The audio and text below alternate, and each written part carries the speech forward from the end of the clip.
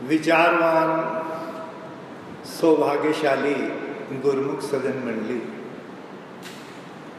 अपने मन की समस्त वृत्तियों को एकाग्रचित करते हुए तवज्जो की धार को सन्मुख विराजमान सुंदर सिंहासन पर सुशोभित परमहंस महाराज जी की दिव्य मूर्तियों का ध्यान करते हुए हाजर हजूर सतगुरु दाता दयाल जी के स्वरूप को हृदय में विराजमान करते हुए रसना को पावन बनाने के लिए एक दफा ऊंची व मीठी स्वर में मिलकर बोलो जयकारा बोल मेरे महाराज।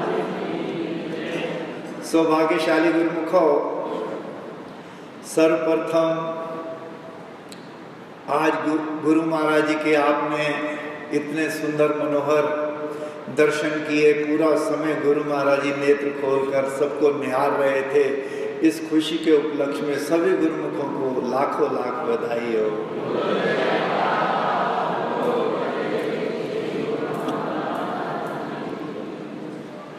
सब संतों, सब ग्रंथों, सब महापुरुषों ने इस मानुष जन्म को उत्तम श्रेष्ठ महान बताया। इसकी अनंत अनंत ग्रंथों में महिमा गायन की गई। गुरबाणी का वचन है, अवर जून तेरी पनहारी सब धरती पे तेरी सिरदारी। अन्य जितनी भी योनियां हैं, जलचर थलचर नभचर, सबकी सब मानव जन्म की दास्ता कबूल करने वाली। सारी पृथ्वी पर मनुष्य का ही साम्राज्य छाया। अब विचार करें, सब योनियों में सर्वश्रेष्ठ है, क्राउन ऑफ द क्रिएशन है, सारी सृष्टि का सिरमोर। तो कौन से महान कार्य के लिए जीवात्मा को मानुष तन मिला? इसका ज्ञान, आत्मा का कल्याण किसी स्कूल कॉलेज में या हाट बाजार में नहीं होता। ये तो पूर्ण सदगुरु की संगति में आने के बाद अपने आप की पहचान होती है और जीवात्मा के कल्याण के साधन मिलते हैं। तब जाकर डेस्टिनेशन, लक्ष्य की तरफ इंसान बढ़ता है। नहीं तो आज तक जिन्हें ऐसी सुंदर घड़ियां प्राप्त नहीं, तो अपने आप को शरीर समझते हैं। शरीर के काम काज में बेशकीमती श्वासों की पूंजी सारी जिंदगी लुटा देते हैं। अंत में जितना कमाया होता है, जितना मैं मेरी का सरमाया होता है, सब का सब यहीं रह जाता है। नामे पातशाही गुरु तेग बहादुर जी महाराज जी अपनी वाणी में फरमाते हैं, गुण गोविंद गायो नहीं जन्म अकारथ की।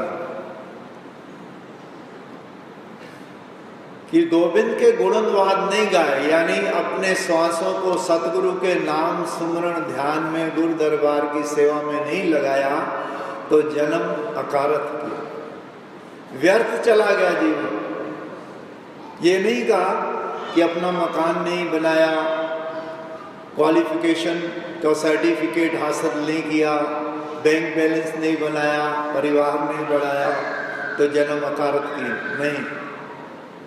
गुण गोविंद गायो नहीं जन्म अकारथ। गुण गोविंद भी कैसे गाओ? ऐसे नहीं कि आज संतों की शरण में आए, आरती पूजा भी हो गई, सत्संग भी हो गया, और उसके बाद भूल जाए। नहीं, जैसे पानी के साथ, जल के साथ मछली का रिश्ता होता है, जपती रहती है, पानी को ही जपती है, पानी के बिना एक पल नहीं रह सकती।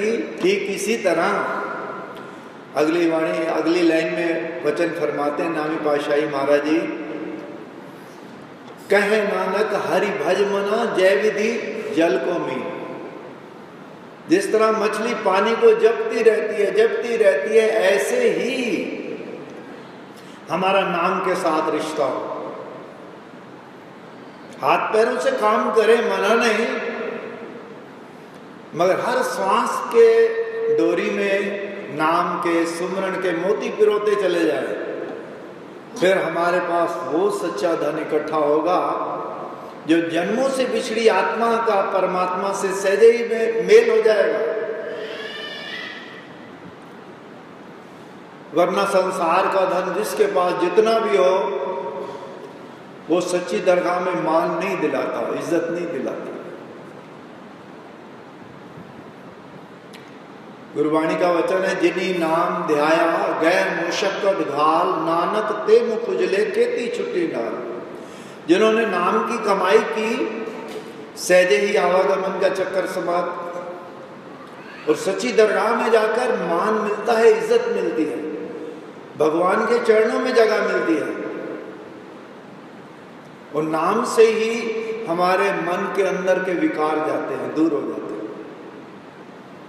एक व्यक्ति रात्रि को सो रहा था, तो चोर आ गए दो। अब चोर घर की स्थिति को जानने के लिए उन्होंने एक पत्थर उठाया कि देखें अंदर क्या हालत हो रही है, कितने व्यक्ति हैं,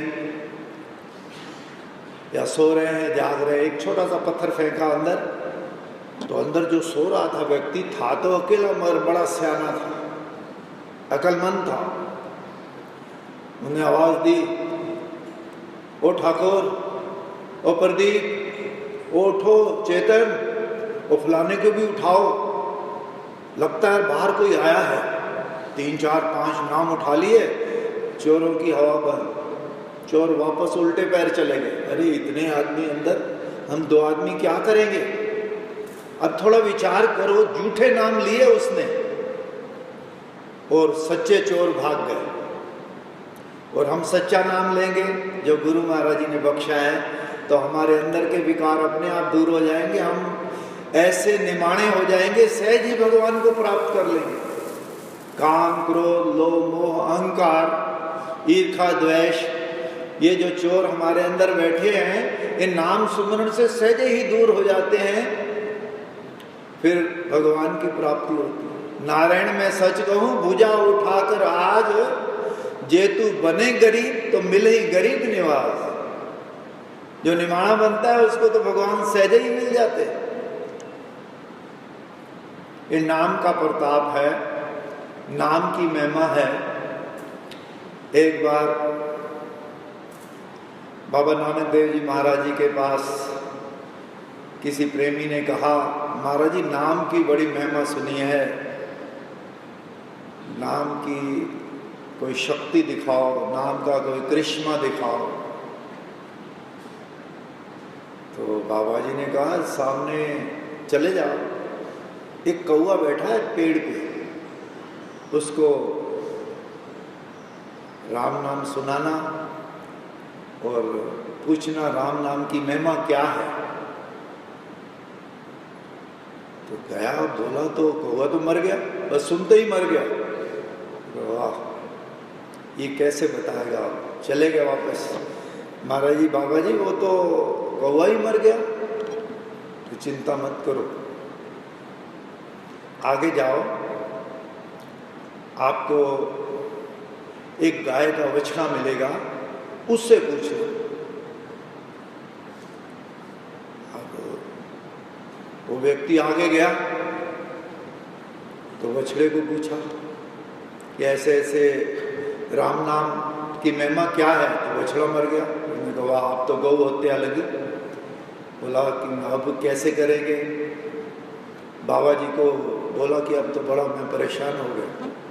मैं कहा, चिंता मत करो, इस शहर के राजा को आज ही एक बालक पैदा हुआ है, उसके पास जाओ, राम नाम की महिमा पूछो। जब पहले तो बड़ा डरा कि अगर राजा के यहाँ ऐसा हुआ, लड़का मर गया तो मुझे नहीं छोड़ेंगे, मुझे ही मार देंगे, मार मार। बड़ा भय हुआ, मगर बाबा जी के वचनों में बड़ा विश्वास था। गया तो जो छोटा बच्चा अभी देख भी नहीं सकता था, बोल भी नहीं सकता था, जब राम नाम की महिमा इन्होंने पूछी तो बोलने लग गया और कहता है, मैं वही कौवा हूँ, वही गाय का बछड़ा हूँ अब राजा के घर मेरा जन्म हुआ है, राम नाम की महिमा सुनते ही, राम नाम की इतनी महिमा है जो हमें जो नाम मिला है, जैसे हजारों मन पुरानी घास पड़ी हो तो उसको एक चिंगारी भस्म कर देती है, ठीक इसी तरह करोड़ों जन्मों के पाप भस्म हो जाते हैं जब गुरमुख जन नाम की कमाई करते हैं। कहा भी है कि जब ही नाम हृदय धरा भया पाप का नाश, मानो चिंगी आग की पड़ी पुरानी घास। जैसे पुरानी घास हजारों मन पड़ी हो तो एक चिंगारी उसको भस्म कर देती है, ठीक इसी तरह जब गुरमुख जन सब तरफ से सुर्त समेट कर नाम की कमाई करते हैं तो बड़ा फायदा होता है। क्या फायदा होता है? गुरु आखदा सुन ध्यान से ती रखो श्वास की तरफ निगाह वाले, नहीं खबर अज्ञानिया मूर्खानुकरण श्वास की रास फना वाले, तदो बंदगी 7 करोड़ होवे जदो आऊंदा जाऊंदा सा वाले, समझ वाले तक निकाल लेता रहे मत बाकी सब छा वाले, इस नाम बाजों सब नाम थोथे राम नाम तोड़े सब था वाले। 84 के बंधन काट देता है ये गुरु के द्वारा बख्शा हुआ नाम, इसका सुमरन करने से। गुरु आखदा सुन ध्यान से थी, ध्यान से सुनो। ये बेशकीमती जो श्वासों की पूंजी मिली है इसकी रास, रास मीन्स खजाना, ढेर, सारा संसार उसको फना कर रहा है। ऐसा समझो बेशकीमती किसी के पास हीरे जवाहरात मोहरे हो सोने की, तो उसके बदले कोई काली ठिपरियां काले कोयले के ढेर करता हो, ऐसे सारे संसार का हाल है। एक एक श्वास की कीमत इतनी है तो वही श्वास 1 घंटे में 1000, 24 घंटे में 24,000 खर्च हो रहे हैं।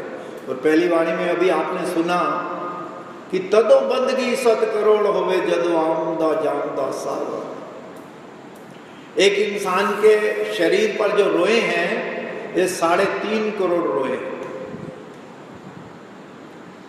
और जब श्वास हम अंदर लेते हैं तो उसको आधा श्वास बोलते हैं, बाहर लेते हैं आता है श्वास तो उसको आधा बोलते हैं।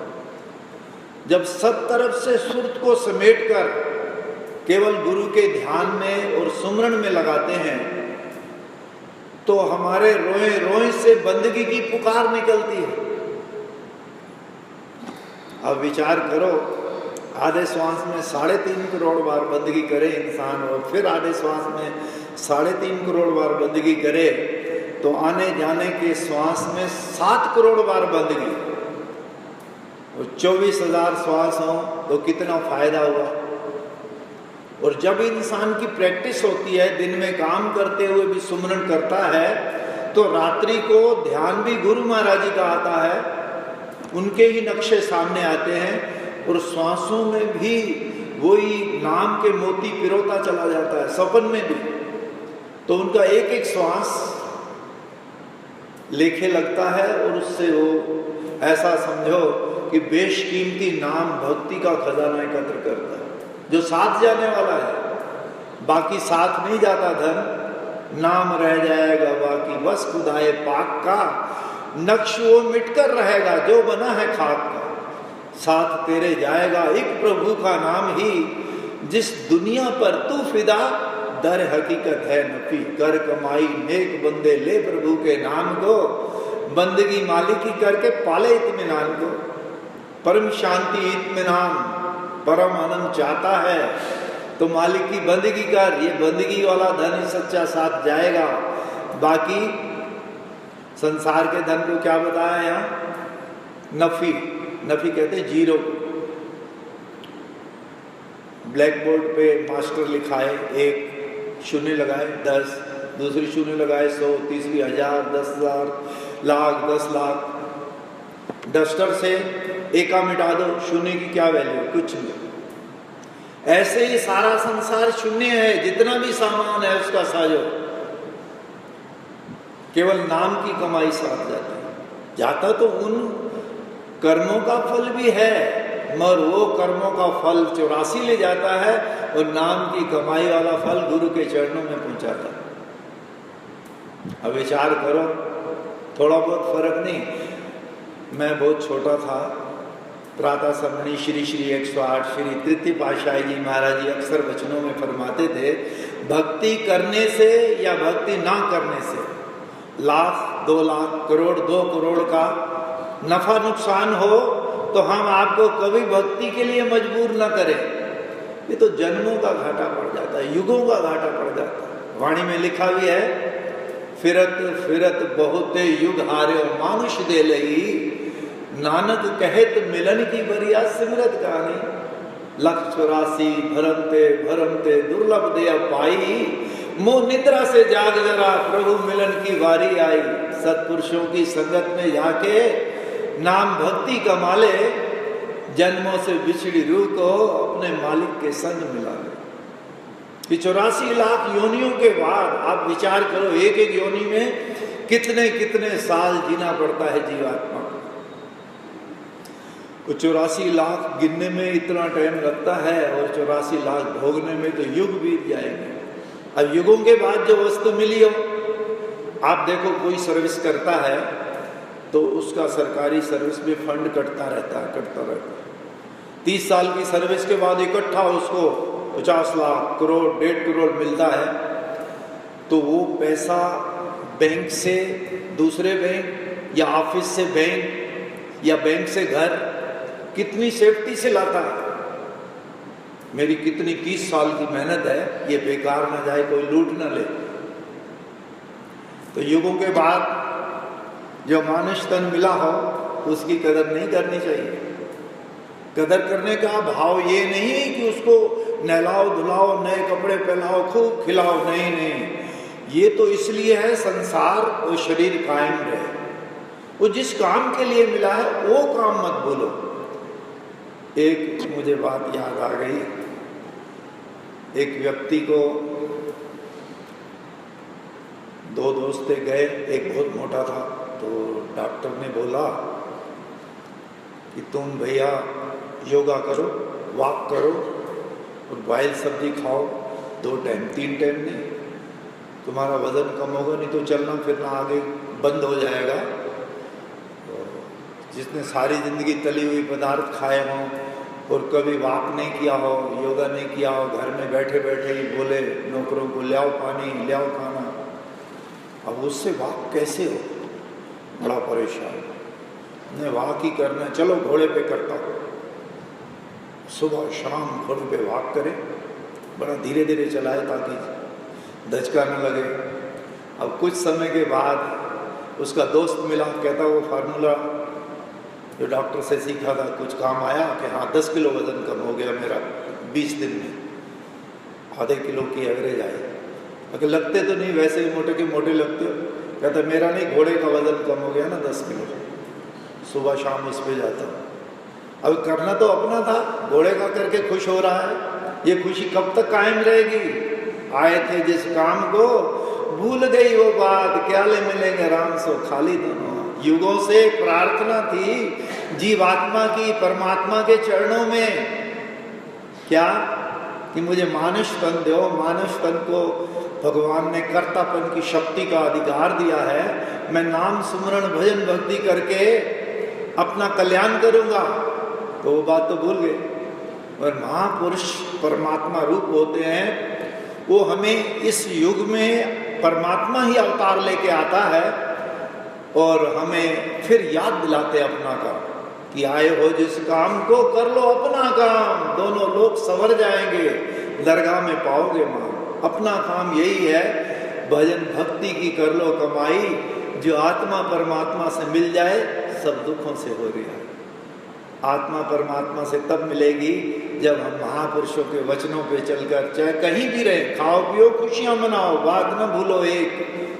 श्री आरती पूजा सेवा सत्संग तुम नित्य करो, चाहे वादा पड़े या नहीं, कितनी भी रुकावटें आए, कहाँ भी रहें, देश में विदेश में, ये 5 नियम श्रद्धा से निभाएं। सुबह शाम की श्री आरती पूजा, दरबार की निष्काम सेवा, सत्संग सुमरण दर्शन ध्यान, तो गुरु महाराज जी की प्रसन्नता के पात्र भी बनते हैं, उनका आशीर्वाद भी मिलता है। यहाँ भी सुखी रहते हैं, परलोक में भी सुख मिलता है। और फिर हमारा लक्ष्य पूरा होता है, जन्मों से पिछली आत्मा का परमात्मा से मेल होता है, ये मानव जन्म धन्य हो जाता है। बोल जयकारा, बोल मेरे श्री गुरु